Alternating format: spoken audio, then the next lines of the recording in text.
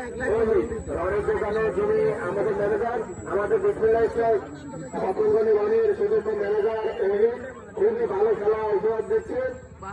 Student honours পরীক্ষা শেষ করে দেখেন উত্তরবঙ্গে আমাদের একটা ভাই উত্তরবঙ্গে সে লেখাপড়া করে অনার্স পরীক্ষা দিতে যাতে বিভিন্ন সেকেন্ড ইয়ার, তার পাশাপাশি সে চাকরি করে আমাদের উত্তরবঙ্গ থেকে এসে আমাদের এখানে চাকরি করে পাশাপাশি সে লেখাপড়া করে। দেখেন আমাদের সমাজের জন্য অনেক কিছু শিকার আছে।